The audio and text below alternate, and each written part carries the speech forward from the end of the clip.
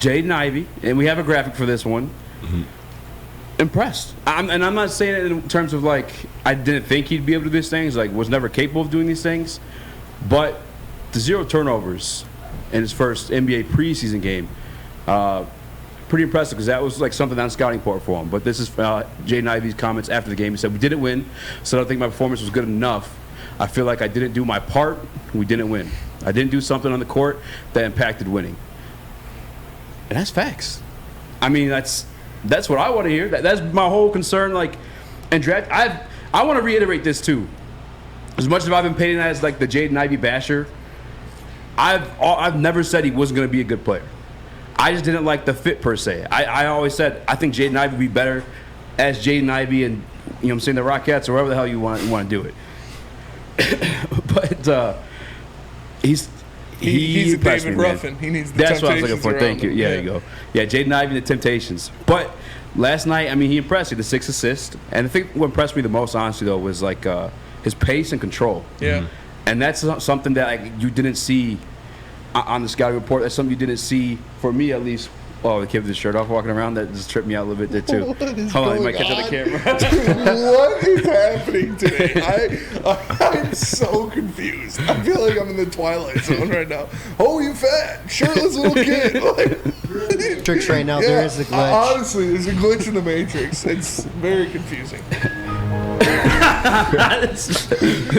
Spencer, what are you talking about? None of that even happened. I'm just kidding. No, honestly, back to Jaden Ivey. His pace and control I was impressed with. That's something, again, like going to the scouting report, it was said that he'd be sometimes a bit chaotic, a bit sporadic. He had a couple turnovers. It was like questionable turnovers, too. But last night, I always knew he had speed within the game, and I was always impressed how well he could control the ball at that speed. But like the decision making too, like when to go to the rack, when to pass the ball, again those 6 assists too. And maybe I don't know if this is like a weird thing to say. Can I credit Cade for that? Is it too early to do that? Like having played with him all this summer, because that was nothing on his scouting report beforehand. It was like quite the opposite. Mm-hmm. And Cade's a guy who you know what I'm saying controls the pace of the game and all that other good stuff. Like is that what we're seeing, or is he just developing as a player all around? I don't think I'm going to give Cade credit to that just yet.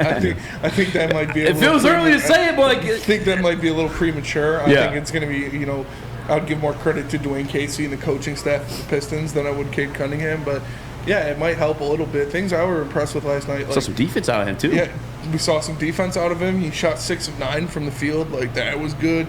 He shot. He hit his only 3-pointer that he attempted, so that was good. Jalen Duren.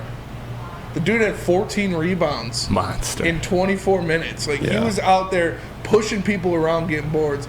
Hartenstein dived at his legs one time to try to get a loose ball.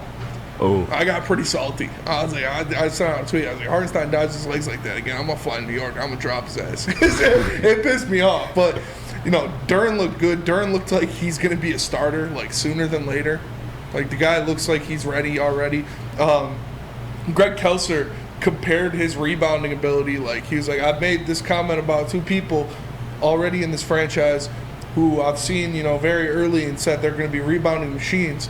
And he's like, and that's Dennis Rodman and Andre Drummond.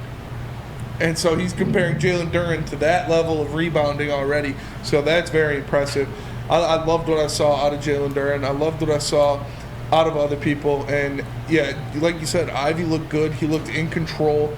He wasn't scared to take it to the hole on a guy like Mitchell Robinson, who is known for being a rim protector. So I was impressed with what I saw out of the young Pistons. And Killian, man. Killian stepped up a little bit. Killian was scoring the basketball with confidence. He was getting into his dribble moves. He was finishing at the rim with confidence. He still is scared to use his right hand for some reason, but he had some nice moves. He had some nice moves I was impressed with.